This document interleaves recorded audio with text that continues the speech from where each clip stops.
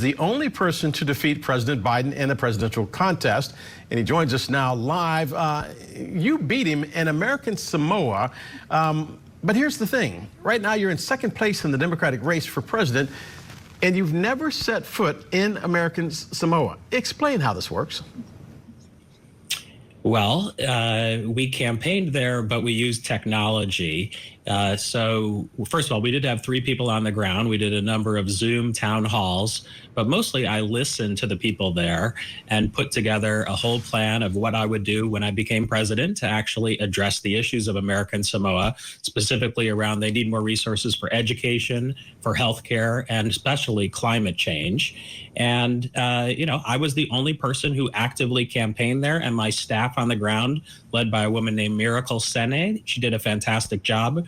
We also used AI to communicate back and forth with more than 500 people.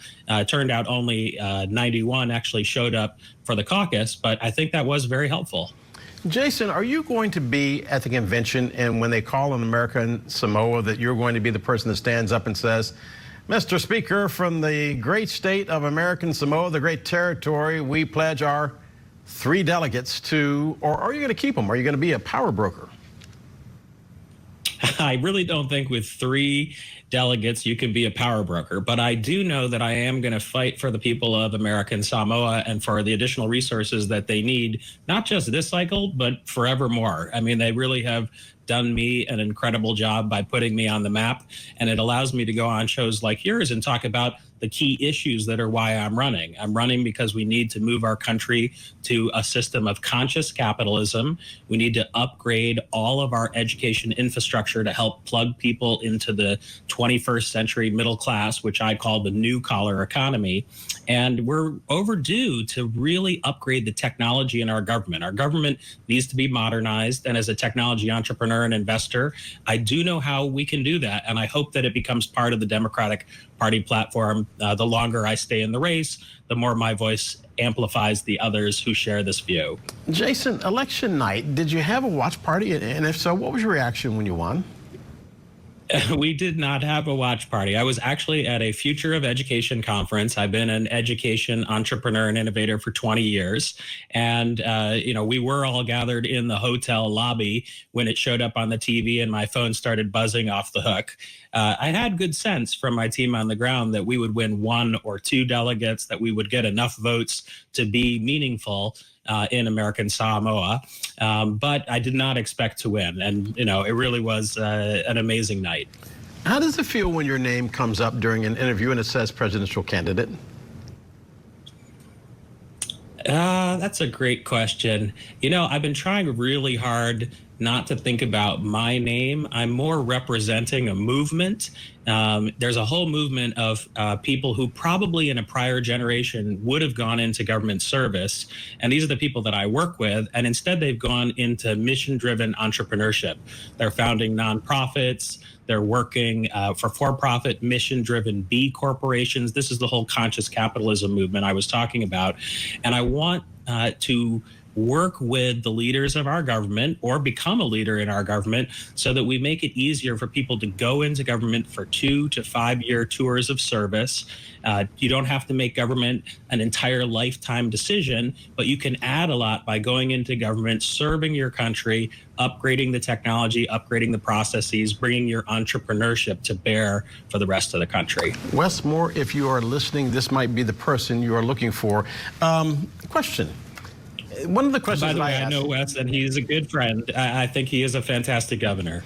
Yeah, one of the things that I thought about when I heard that you won is, were you mistaken for someone else? Jason Palmer. I kept thinking, okay, are we talking about Robert Palmer? And I know you've heard all these. Arnold Palmer, Carson Palmer.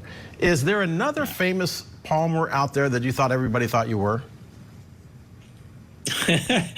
There are many famous Palmers out there, and I think even Stephen Colbert was making fun of the fact that there are 2 other Jason Palmers who are either come up higher on Google searches than me or something to that effect. And the reality is it's less about me, it's more about the movement.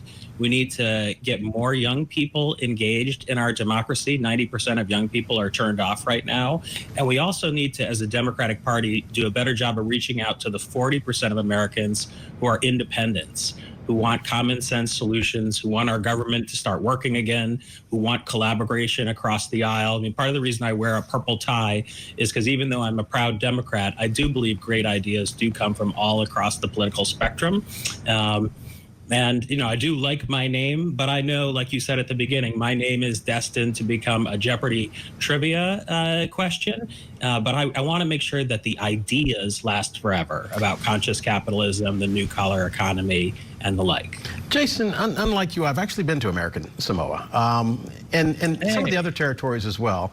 And the strange thing about it is they share something in common with the state next to you, which is D.C., which is the fact that they have a non-voting delegate. Are they being ignored at the peril of politicians who look at territories and say, you know, there are actually more people in Puerto Rico, for instance, than there are in North and South Dakota? Yeah.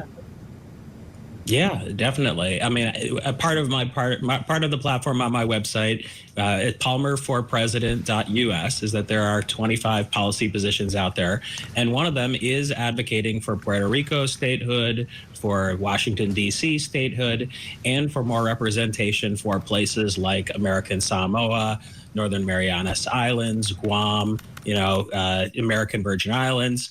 So we do have these territories. I do think they get taken for granted. I still give credit to the Democratic National Committee for actually allowing them to vote in our primaries. So that's a step in the right direction, and that's been going on for a few decades now.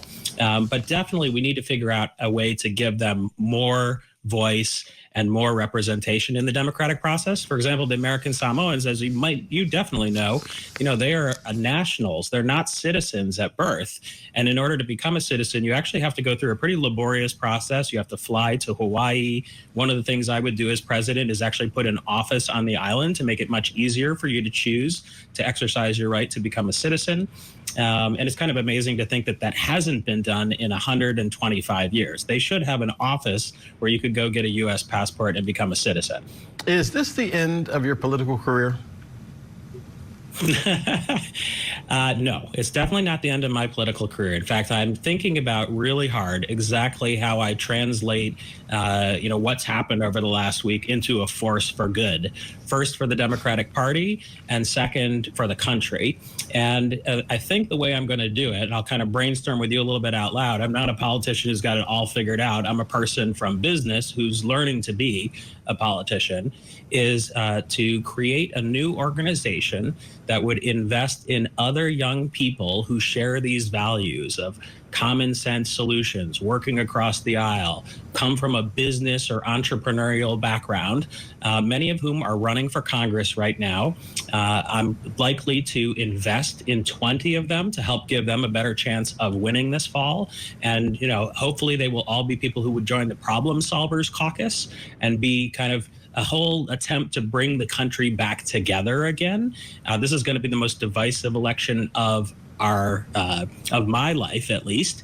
And it's really important that we beat Donald Trump. He really is a cancer on our democracy right now. But we also have to work on bringing the country back together simultaneously so that the polarization doesn't get even worse come January when the Democratic presidential candidate who wins takes office. Jason Palmer, good luck with the campaign. I'll meet you down at Fells Point. How's that sound? Hey, I would love to meet you down there. Let's have a coffee. You got it.